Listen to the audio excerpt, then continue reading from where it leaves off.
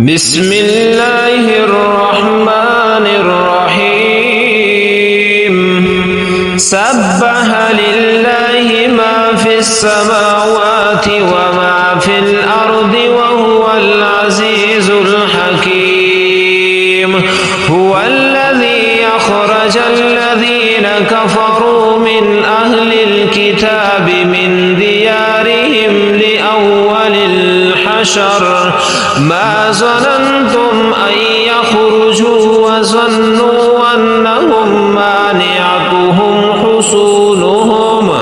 حصونهم من الله فآتاهم الله من حيث لم يحتسبوا وكذف في قلوبهم الرعب يخربون بيوتهم بأيديهم وأيدي المؤمنين فاعتبروا يا أولي الأبصار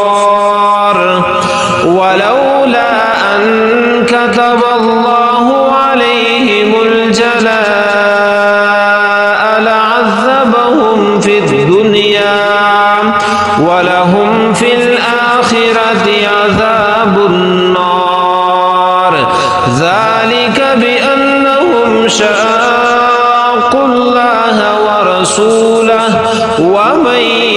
يشاق الله فإن الله شديد العقاب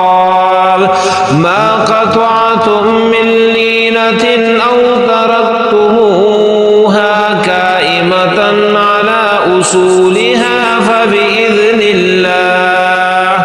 فبإذن الله وليخزي الفاسقين وما أفاء الله على رسوله منهم فما أوجفتم عليه من خيل ولا ركاب ولكن الله يسلط رسله على من يشاء والله على كل شيء قدير ما أفاء الله على رسوله من أهل القرى فلله وللرسول ولذي القربى واليتامى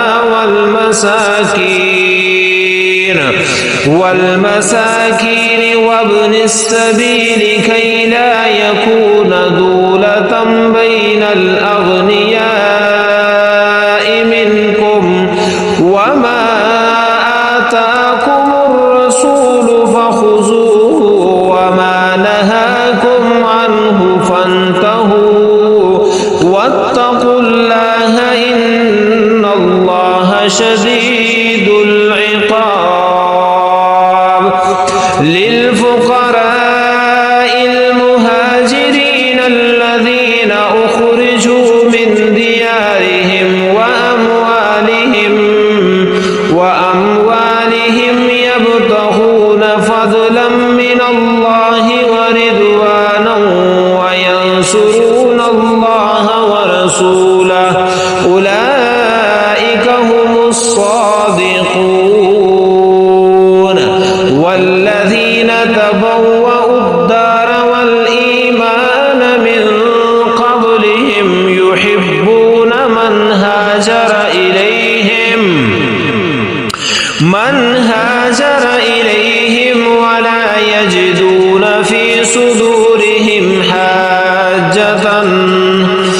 ولا يجدون في صدورهم حاجة مما أوتوا ويؤثرون على أنفسهم ولو كان بهم خصاصة ومن يؤك شح نفسه فأولئك هم المفلحون والذين جاءوا من بعدهم يقولون ربنا اغفر لنا ولإخواننا الذين سبقونا بالإيمان ولا تجعل تجعل في قلوبنا غلا